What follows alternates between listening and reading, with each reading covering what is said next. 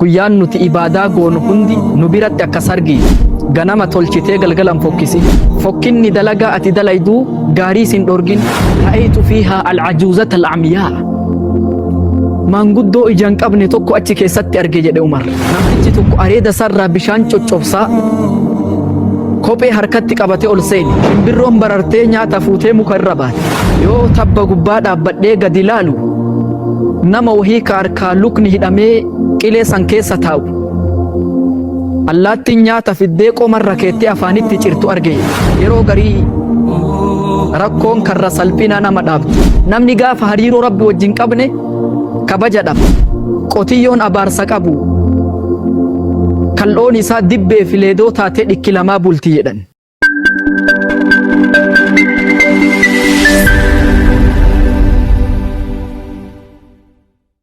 بسم الله الرحمن الرحيم اللهم صل وزد وبارك على أستاذ الوجود ودواء القلوب سيد ولد آدم حامل لواء الحمد يوم القيامة محمد عليه أفضل الصلاة وأزكى التسليم.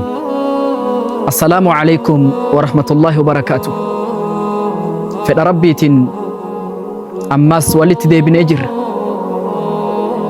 وبوليانك يا بكجر تنتي نجيني ربي سنرة تاجراتو رامسا السرية التامة هجتي قوتو جدو ولد برساتو الرئ أماس فإن ربي تانن إما هجتي ربي وججراتو قبطي كان ولينكاسم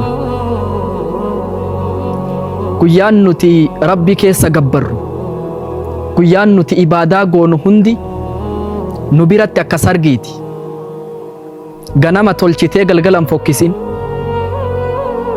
mul'ata namaatti toltee dhoysatti fokkina jidduu teetiif jidduu rabbiin bir'atamin gaafa tokko quxxaa'u xariiq warri karaa namatti muru hattuun salafni namni tokko osoo imala bahaa jirru nutti asbahan jedhe warri karaa namatti muru qabeenya nuti shammadannee manaa baane hunda nurraa fudhatan waan nyaannuu fi dhuynu hunda fudhatanii gama ce'an jedhe osoon dhiisin nyaatuu eegalan jedhe waan nuti imala ittiin deemaa jirru jara keessaa tokko amiirri hattuu nyaatuu didee xarafa achi siiqee dhaabbata dubbiin na ajaa'ibsitee sila namni kun maa nyaatuu dide itti siiqee gaafadhee jedhe yaaboo ati maaliif hin nyaanne jennaan ana saa'imun jedhe namichi ani soomana qaba jedhe yaa tura facalta maa facalt sila waan dalagaa jirtu kana dalagaa qabeenya namaa hataa saamaa sooma qabanaan jettaa jedhe bar dubbiin ani qabeenya namaa fudhadhullee nama saamullee dalagaan ani hiccitiin silaa balballi ani rabbi ittiin walgaha jedhe ani dhiifadhe soomana jedhe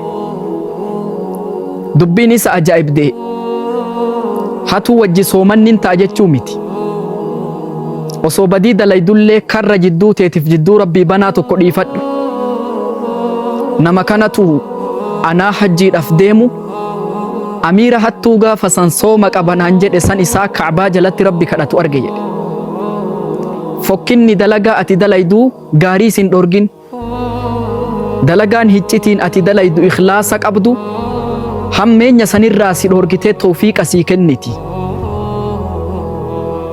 Abi Bakr Siddiq namni martin beeka nasru rasuulillaahi yawma khazalahu an-naas nama rasuulaa tumse gaafa namni isaa xiqqeesse saahiba godaaf guduunfaa hiriyaa keessoo san salaata subhii salaatee bakka inni dhaqu namni hin beeku jedhan amaamaa fuula aguuggatee xarafa madiinatti baha jedhan bakka inni dhaqu namni tokko hin beeku ture Umar ibn al-Khattab sila Abi Bakriin kun eessa dhaqa jedhee gaafa tokko duuka ka'e jedhe duuka deemee yoo ani jedhu Abi Bakri hoxxee takka ol seenee turee baha jedhan gaafa inni turee bahee ani laalcha hoxxee san ol seenu رأيت فيها العجوزة العمياء maanguddoo ijaan qabne tokko achi keessatti arge jedhe Umar. Ijji isii bal'aadha, laalchan dandeettu. Yaa maanguddoo, nama sitti ol dhufu kana ni beeytaa jennaan hin beeku jetteen. Maal dalaga jennaan?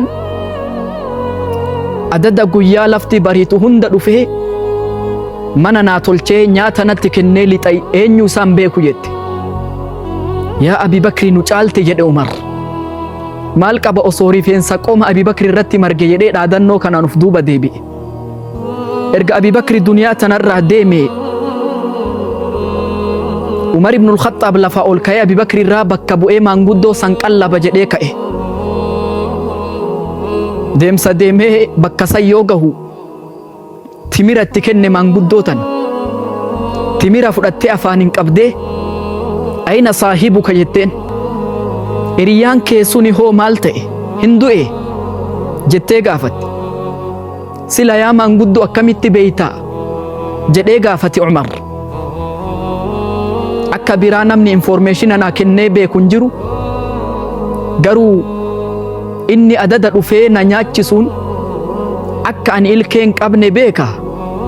Timira killee keessaa baasee natti kenna, ati immoo killee wajji natti kennite ati isaa miti jetteen.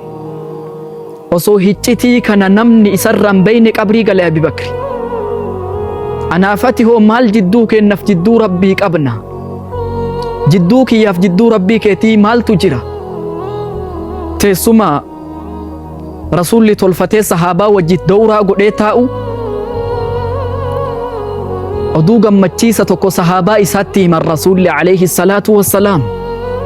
Yaa sahaabaa tiyya, nama warra jannataa tokkotu isinitti asseenuu deema jedha Rasuulli Rabbi alayhi salaatu wassalaam. Sahaaban marti qoma achi dheeressanii ija isaanii dheeressanii laalan. Eenyu namni warra jannataa kanutti ol seenuu deemu jedhan. Yeroo kana namtichi tokko areeda sarraa bishaan coccobsaa kophee harkatti qabatee ol seene. Guyyaa borumtallee Rasuulli osoo taa'aa jiran nama warra jannataa tokkotu isinitti ol seenuu deema jedhanii. Eenyu namni warra jannataa ka ammallee nutti ol seenuu deemu? Guyyaa lammaffaadha. Yeroo kana namtichi kaleessaa sun ammas areedarraa bishaan wudu'aa coccobsaa kophee harkatti qabatee ol dhufe. Guyyaa sadaffaallee Rasuulli ittuma deebi'anii nama warra jannataatu isinitti ol seenuu deema jedhan. Dubbiin sahaabaa dhibde. Tokkotu futuna qaba ol ka'ee nama kana duuka deemee waan inni halkan dalagu gocha isaa laaluu qaba jedhee duuka ka'e. Guyyaa gara 3 jala bulee omarraa dhabe. Namtichi halkan hirriiban dabarsa, guyyaa nyaata oola. Sila hiccitiin nama kanaa maaliin qoratee dhabee jennaan duyda gale homaan qabu jedhee kun.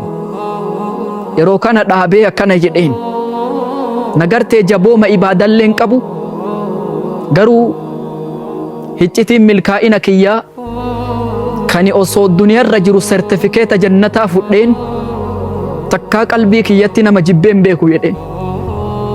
Qalbiin qulqulliin ati jaalala namaa qabdu hiccitiidha. Namni qalbii kee keessa beeku hin jiru. Guyyaa firdii fuula Rabbii namni dhaabbatu qabeenyaa fi ilmoon nama hin fayyanne illaa man atallaha biqalbiin saliim. Warra qalbii qulqulluun dhufutu najaa baay'ee Rabbi.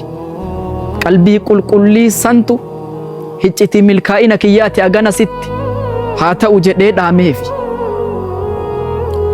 Ibraahim binu Adham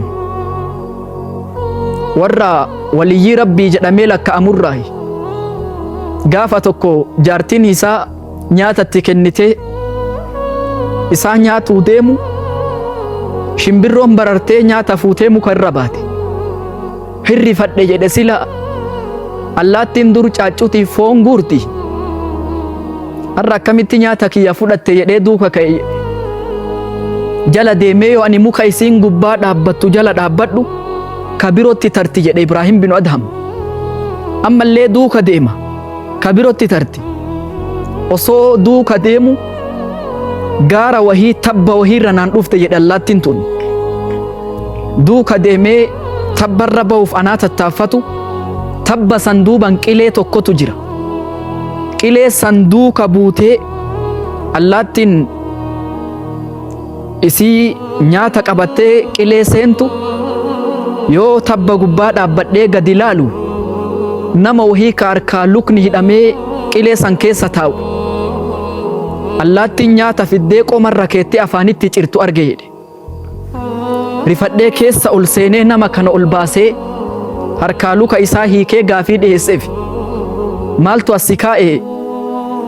Iccitiin allaattiin dhuftee boollatti si qallabduuf maali jennaan? Ani gaafa nagaya qabu gaafa ganda jiru rabbi beeka ture kallachi kiyya rabbii gadi jedha. Duydi kiyya rabbii hundula. Garuu qabeenya ani qabu saamtuun narkaa saamtee asitti na darbite. Anaa bal'inatti rabbi beeku dhiphinatti rabbi na beeke jedhee dubbate jechuudha. فمصداق ذلك ما قال عنه النبي صلى الله عليه وسلم تعرف إلى الله في الرخاء يعرفك في الشدة. يرو بلئنا قبض يرو أنجاقو فقبض ربي كبيرة بيكمي غافركو نبدي أباد إبو ربي سبيكا جد رسولك إن عليه الصلاة والسلام كناف إمي هجتي ربي وجي ودلقتو hariiroo rabbi wajji qabaatu rakkoo duniyaa aakhirallee furmaata namaa taati jechuudha. Warroota gadaa banii Israa'el nama 3 imala wajji bahan irribni isaan qabnaan goda seenan dhagaatu shololaatee godatti cufedha rasuulli kenna alayhi salaatu wassalaam. Maal haa ta'an? Maaltu isaan baasa? Namni itti iyyataniif itti birmatan hin jiru ture. Yeroo kana akkaataa fi malli nu dhibe maal haa goonu jennaan waan dalagaa hiccitii rabbi wajji qabdan iyyadhaa jedhan. San keessaa tokko akkana jedhe, yaa rabbi ani haadha abbaa maanguddoo man qaba. Gaafa tokko jara biraa bahee anaa deemeerraa ture yoo ani itti deebi'u jarri rafaa jiran jedhe. Sandura qallaba isaan qallabu ilmoo tiyyallee dura gabroota tiyyallee dura ani haadha abbaa kiyya nyaachisa jedhe. Har'a garuu osoo ani isaan hin obaasin osoo ani isaan hin nyaachisin hirrafan jedhe. Irrii ballee kaasuu jibbee osoo ijoolleen luka jalaa na iyyitu aanan kokkoobbee takkii weelkatti qabadhee aga lafti bariitu eegee isaan kaanan itti kenne yoo fuula kee barbaachaaf iccitii sansii jecha akkana godhe rakkoo kana furmaata nuu ta'in iyyata tokko 3 jara keessaati. dhagaan xiqqoon siiqamedha rasuulli alayhi salaatu wassalaam. غير أنهم لا يستطيعون الخروج garuu ba'uu hin dandeenye. inni lammaffaa harka ol qabee Allahumma inni ista'jartu al-ujaraa gaafa tokko warra naa dalagu sarraateenyaa qaxaradhee naa dalaganii tolchanii tolfamanii gaafa ani mindaa isaanii kennuu deemu tokko funyaan butee dide. Mindaan kiyya nan madaaltu jechuu isaati. Dalagaa kiyyaa fi wanni ati naa kafalte nan madaaltu suma haadhiisu jedhee duyda galee tare jedhe. Gaafa kaanii inni tare jedhee qolom godhee nyaanne qabee eegee tolchee gabroota bitee gaala bitee re'ee bitee horii ittiin bitee kunuunseefi. Namtichi barri rakkoo itti dhuftee rakkatee gaafa kaan itti deebi'ee yaa gabricha rabbii qabeenya ani gaafa san dhiisee deeme naa kenni jennaan yaa Abdallah kullu maa taraa lak wanni ati argitu kun hundi gabrootarraa horiirraa hundi keeti fudhu deemi jennaan natti hin qoosin jedhe. Qabeenyi kiyyaa ganan gahu haquma kiyya naa kenni jedhee gaafate. Lakki keetii fudhu tokko nan bisin jennaan osoo tokko nan bisin hundaa oofatee tare. Yoo sii jecha akkana godhu taate yaa Rabbi har'a rakkoo kana keessaa nu furi jedhee iyyata gara Rabbii galfate. Dhagaan xiqqoon siiqe garuu ba'uu hin dandeenyedha rasuulli Rabbii alayhi salaatu wassalaam. كصدفاتيس intala adeera tiyyaa tokkotu jira jedhe ana biratti nama dachirra jiru hunda isiitu na biratti jaalatama gaafa tokko badiitti dalaguudhaaf eeyyama gaafannaan na didde jedhe barri naanna'ee isiinis rakkoodhaan na dura dhufte yeroo garii rakkoon karra salphina nama dhaabdi isiin gaafii dhiheessinaaf atis fedhii kiyya naa guuti anis waan ati ajamtu sii kenna jechuudhaan itti deebise rakkoodhaa tole jette gaafa itti deemu tafa isii luka isii jidduu seenee wanni takka kanafin ittaqillaa rabbi sodaadhu jetteen qubeetii hin cabsin jechuun dubrummaa kiyya haqa isiitiin maleen fudhatin jechuu isiiti jechi kun osoo barreessanii sarara takkan ga'u garuu yaada isaatiif ilaalcha isaa hunda jijjiiree sodaa rabbiitiif irraa deebi'e yoo sii jecha akkana godhu taate yaa rabbi rakkoo tana keessaa nu furi jechuun gara rabbii iyyata galche innis dhagaaniin kololaate fakharajuu yamshuun bahanii deeman jedha rasuulli rabbi alayhi salaatu wassalaam sababni guddichi rabbi rakkoo san keessa isaan baaseef hiccitii dur isaan rabbi wajji qabaniif mee waa si gaafadha osoo anaaf ati afraffaa jaraa taane way sababa kiyyaa kee achitti hafanii anaaf ati hoo maal qabna hiccitiin nuti silaa rabbi wajjiin hariiroon qabnu maali of haa gaafan namni gaafa hariiroo rabbi wajjiin qabne kabaja dhaba qotiyyoon abaarsa qabu kal'oon isaa dibbee fi leedoo taatee dhikki lamaa bulti jedhan itilleen isarraa hafe